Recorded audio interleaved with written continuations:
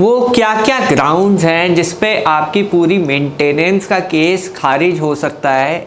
आपको ये ग्राउंड्स लेने पड़ेंगे अगर आपको मेंटेनेंस का केस पूरा का पूरा खारिज करना है। हेलो फ्रेंड्स, मैं हूँ एडवोकेट नितेश बांका। आप हैं मेरे YouTube channel let's speak legal में। आज मैं आपके सामने एक बहुत ही बेहतरीन वीडियो प्रस्तुत करने जा रहा हूँ। आज मैं आपको ये बताने जा रहा हूँ कि मेंटेनेंस के केस में आपको क्या क्या ग्राउंड्स लेने हैं जिससे कि पूरा का पूरा मेंटेनेंस का केस आपका खारिज हो जाए और हो सकता है कि ज़ीरो मेंटेनेंस हो जाए।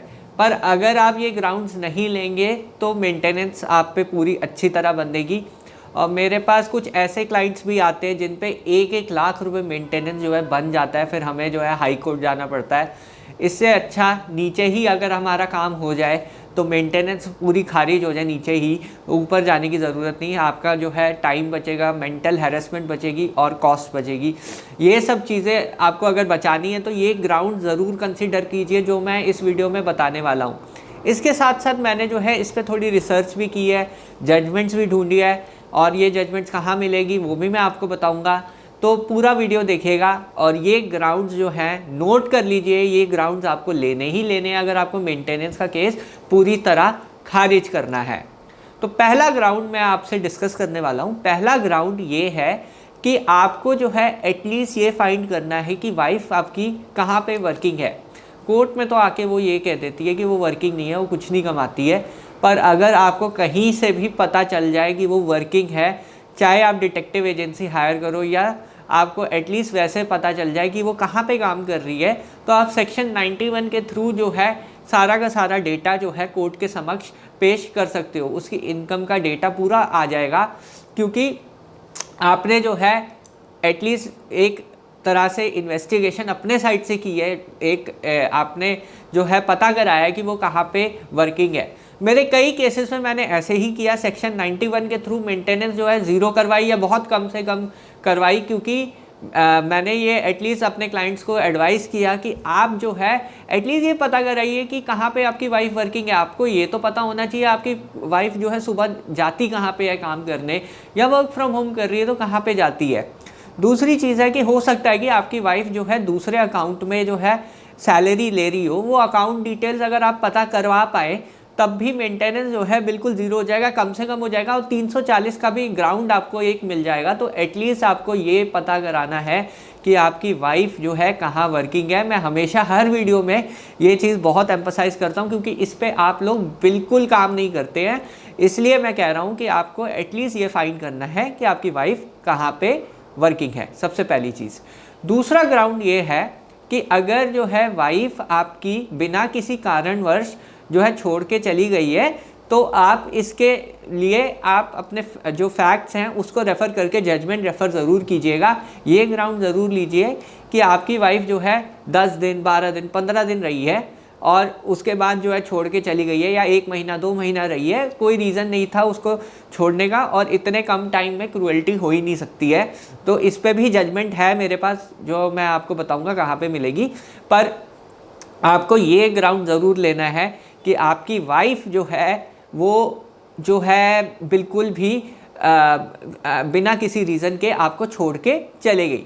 तीसरा ग्राउंड ये है कि आपको जो है हमेशा ये आर्ग्यू करना है कि वाइफ जो है अगर क्रूएल्टी एलेज कर रही है कि उसके साथ जो है मानसिक क्रूएल्टी हुई या फिज़िकल क्रूएल्टी हुई, आपको जज साहब से ये कहना है उस चीज़ का प्रूफ कहाँ है। सिर्फ इसकी वर्बल जो है स्टेटमेंट्स हैं, उसके अलावा कोई भी इन्होंने एविडेंस लीड नहीं किया ये प्रूफ करने के लिए कि वो जो है क्रूएल्टी कहाँ पे हुई है, किधर हुई है वो क्रूएल्टी। आपको ये चीज़ पे फोकस करना है। और यहाँ पे आपको इम्पॉर्टेंट चीज़ ये है कि क्रूएल्टी के लिए आपको कोर्ट से ये कहना है कि वाइफ के ऊपर वो ओनस होता है कि वाइफ को जो है क्रूएल्टी प्रूफ करनी है। इस पे ऑनरेबल सुप्रीम कोर्ट की भी जजमेंट है, वो भी जजमेंट मैंने रिसर्च करके आपको दूंगा। तो यहाँ पे जो है आप ये देखिए कि अगर वाइफ जो है क्रूएल्टी नहीं प्रूफ कर पाती तो ऑनरेबल सुप्रीम कोर्ट की जजमेंट के तहत वाइफ को जो है कोई मेंटेनेंस नहीं मिलनी चाहिए इस आधार पे। फिर मैं एक और ग्राउंड आपसे डिस्कस करने वाला हूँ, और ग्राउंड ये है कि अगर आप ये दिखा दें कि आपकी वाइफ जो है क्वालिफाइड है, क्या वो एक अच्छी प्रोफेशनल है, या वो पहले काम करती थी और उसने जो है जानबूझ के काम छोड़ दिया है।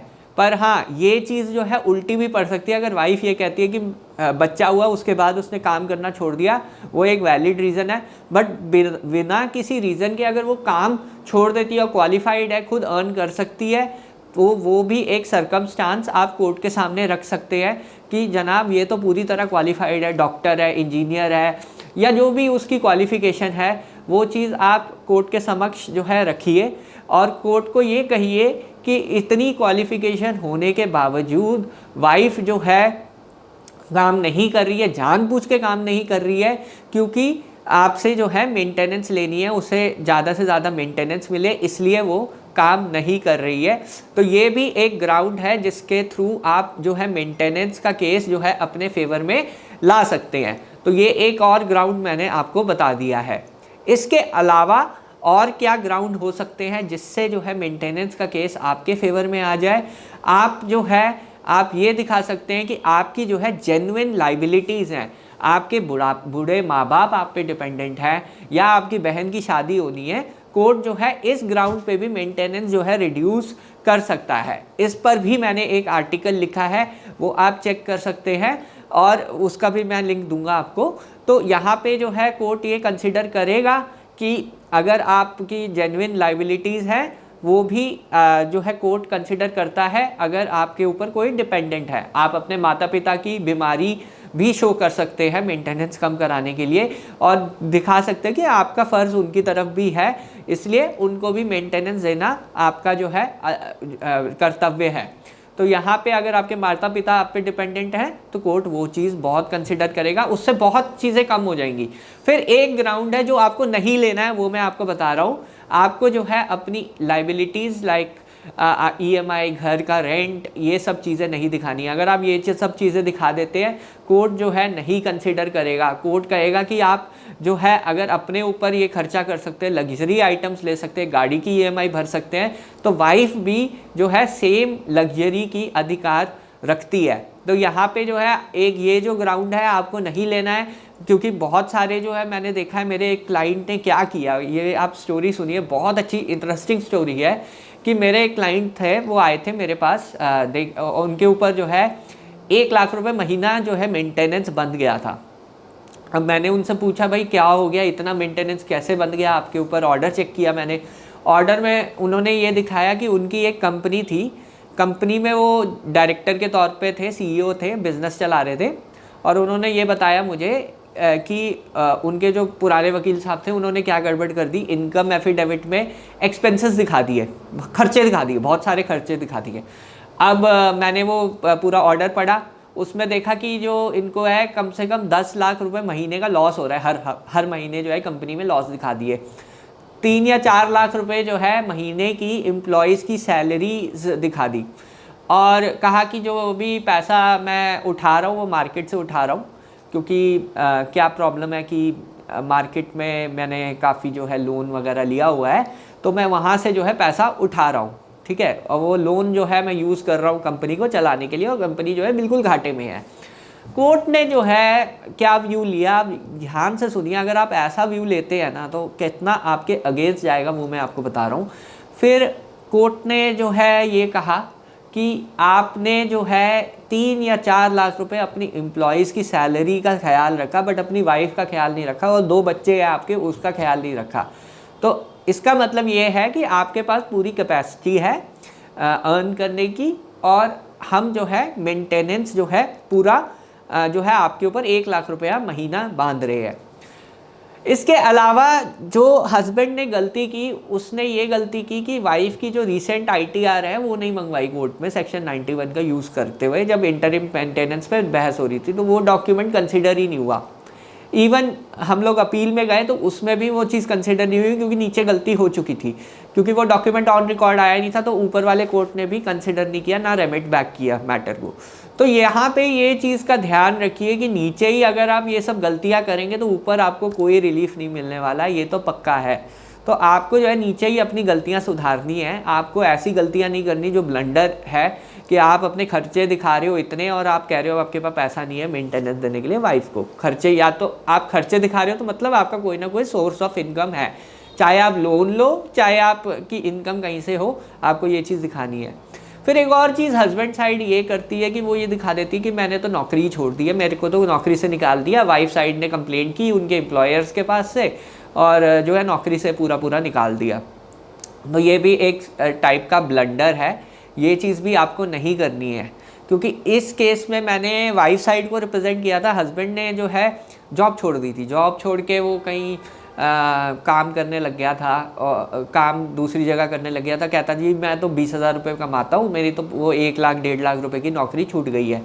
कोर्ट ने ये कहा कि अगर आप अनएम्प्लॉयड भी हो तो आपको फिर भी मेंटेनेंस जो है वाइफ और चिल्ड्रन को देना है, और उस केस में वाइफ अर्निंग थी तब भी हमने मेंटेनेंस उस वाइफ के फेवर में करी, और उसके अलावा बच्चे के लिए अलग मेंटेनेंस करी। तो यहाँ पे ये देखिए, अगर आप ये भी दिखाते हो कि आप जो है अर्निंग नहीं हो, कहीं काम नहीं करते हो, तो वो चीज़ भी आपके फेवर में नहीं आती है कई बार। तो ये चीज़ का भी आपको विशेष ख्याल रखना है मेंटेनेंस केसेस में।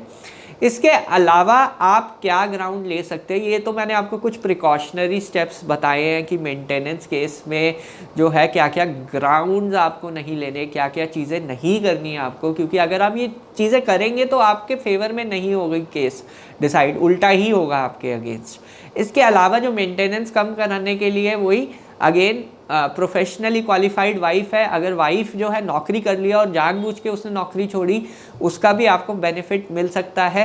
आप ये बता सकते हैं कोर्ट को कि मेंटेनेंस पाने के लिए उसने नौकरी छोड़ी, मेरे केस में ऐसे ही हो रहा था, तो जज साहब ने कंसिडर नहीं किया, वाइफ ने चाहे जॉब छोड़ दी, रेजिग्नेशन लेटर दे दिया, पर कोर्ट ने वो चीज़ कंसिडर नहीं की। कोर्ट कभी भी ऐसी चीज़ें कंसिडर नहीं करता जिसको कोर्ट को जो है गुमराह करने के लिए लोग करते हैं बहुत सारी टैक्टिक्स।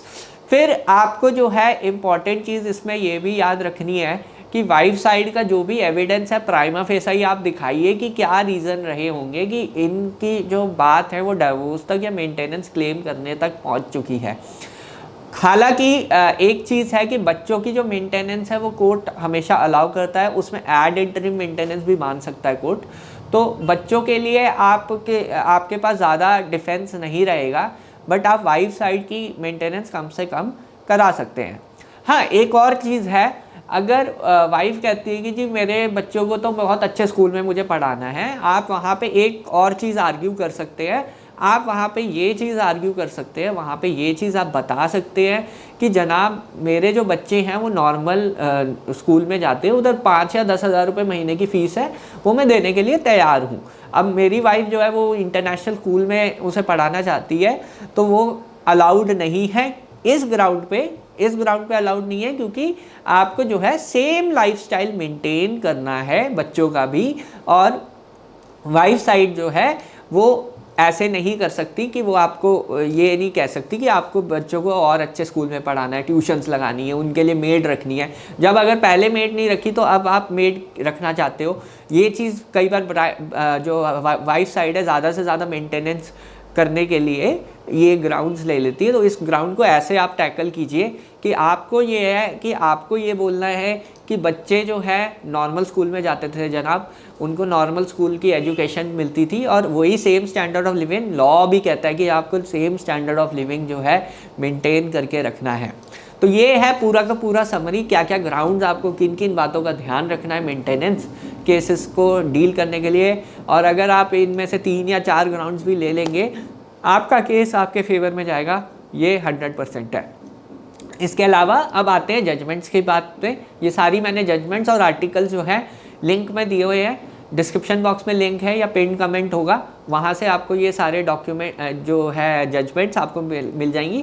अपने केसेस में यूज़ कीजिए और बेनिफिट कीजिए, अपना केस अपने फेवर में लाइए, और मेरे को कमेंट करके मैं बताइए कि आपने क्या ये ग्राउंड्स कुछ लिए थे और कुछ फ़ायदा हुआ आपको। अगर आप मेरे से पहले से जो है जुड़े हुए हैं, कई मेरे जो सब्सक्राइबर्स हैं बहुत पहले से जुड़े हुए हैं, और उन्होंने जो है मेरी जो मैं इधर बताता हूँ वो इम्प्लीमेंट भी कर देते हैं और उनको रिजल्ट्स भी मिलते हैं। अगर आपको रिजल्ट मिले हैं तो कमेंट ज़रूर कीजिएगा, या फिर अगर आप ये चीज़ें इम्प्लीमेंट करेंगे तो मेरे को ज़रूर बताइए, कमेंट ज़रूर कीजिए इस वीडियो में। बहरहाल वीडियो देखने के लिए बहुत बहुत धन्यवाद। अगर आपको ये वीडियो पसंद आई है तो please give a thumbs up, subscribe कीजिए चैनल को और कमेंट कीजिए। धन्यवाद, थैंक यू वेरी मच।